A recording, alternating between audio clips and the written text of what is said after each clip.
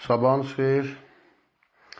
Bəzən torpaqlarda, kiçik ərazilərdə problemlərlə qarşılaşılır. Yəni 5 hektar yerin 100 kvadrat, 200 kvadrat metrində bir neçə yerdə şoranlıq və yaxud nə bilim ağaclarda zəiflik, süzücülüyün zəif olması və ya torpaqlarda mineral tərkibinin fərqli olması ilə bağlı problemlər olur. Bu tip məsələlər bağın və yaxud da elə taxıl təsərrüfatı olsun fərq eləməz, gözəlliyini itirir. Nəticədə təsərrüfatda tala-tala xoşagəlməz görüntülər formalaşır. Ondan ötürü tövsiyə vermək istəyirəm.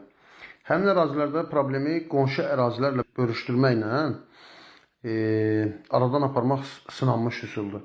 Yəni həmin ərazilər asfalt çəkən skalarezlərlə doğranır və ərazidə olan problemi qonşu ərazilərin sağlam zəmini vasitəsilə ortamdan kənarlaşdırmaq mümkündür. Bəzən bu tip torpaqlarda reper kəsiminə üstünlük verilir. Bu doğru deyil. Skalarez kəsimi ilə reper kəsimini eyniləşdirməyin.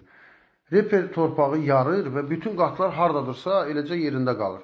Skalarez isə həmin qatları dartıb səthə çıxardır və səthdə bütün qatları bir-birinə qarışdırır. Artıq skalarez xətti drenaj xətti kimi işləyə bilir. Təbii ki, yaxşı olar ki, skalarez kəsiminin içini hansısa bitki materialı ilə doldurasınız. Məsələn, qamış, pambıq çöpü, saman və s. kimi bitki tullantıları ilə. Və yaxud da eləcə doldurmadan da buraxılsa, artıq həmin kanallarda struktur dəyişdiyinə görə süzücülük kimi parametrlər kökündən dəyişir. Yəni bunu sağlam torpaqlardan tutmuş, zəif torpaqlara qədər bütün torpaqlarda tətbiq etmək olar. Bu torpağın sağlamlığına xidmət edən tədbirdir. Əsasən ərazidə lokal tala şəklində olan problemlərin ortadan itirilməsi üçün tövsiyə etsəm də, ümumi hektara drenaj kanalı kimi də tətbiq edilə bilər. Ərazidən qurunc suyunun uzaqlaşdırılması üçün torpaqlar skalarezlər də kəsildikdən sonra kanallar bitki örtüyü ilə doldurulduqdan sonra və bütün kanalların başlarını bir kanala birləşdirib açıq drenaj kanalını ötürmək olar. Yəni, təbii ki, burada düzənlik ərazi olması torpağın relyefi diqqətə alınmalıdır və yaxud da torpağın hündürlük, yəni torpağın özünə hündürlük kodları verilməlidir. Bildiyiniz kimi, aqronomik tədbirlərin içində drenaj ən ağır xərc aparan tədbirlərdəndir. Orada materiallar kanal, şeben, plastik boru, şeben, qum və s.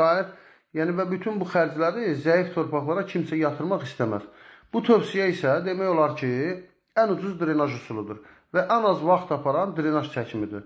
Asfalt kəsmək skalarezlər üçün çətinliklə başa gələ bilər, amma torpaq kəsmək skalarez üçün heç bir əziyyət deyil.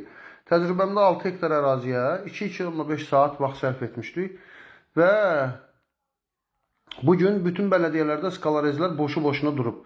Ölkənin 600-700 min hektar düzənlik əraziləri şoranlaşmadan əziyyət çəkir. Hər il 100 min, 50 min hektar ərazini işləyib məhsuldarlığını artırmaq olar. Həmin skalarezlərdə qazma dərinliyi hal-hazırda 1,5 metr ilə 80 sm arasında dəyişir. Pambıq, taxıl, qarğıdalı kimi bitkilər üçün, tərəvəz bitkiləri, qarpız falan hamısı üçün demək olar ki, 70 sm-lik dərinlik yetərlidir. 70 sm-lik kəsim aparmaqla 65 sm-lik təmiz, sağlam, əkinə yararlı torpaq qatı əldə etmək mümkündür. Məsələn, bugün hazır qurulmuş bir çox nar bağları var ki, bu prosesə cəlb edilməlidir. Bağın araları kəsilməli və drenaj kanallarına birləşdirilməlidir. Drenajdan qabaq torpaq analizidir. Yəni, onu da unutmayaq. Çünki bəzən drenajla yox, müəyyən mineral tətbiqi ilə, gips, kükürt, dolomit tətbiqi ilə də şoranlıq aradan qalxır. Bildiyimiz kimi, COP29-un da əsas hədəfi daha çox əkilən ərazilər, sağlam torpaqlar, suyun idarə edilməsi falan filan.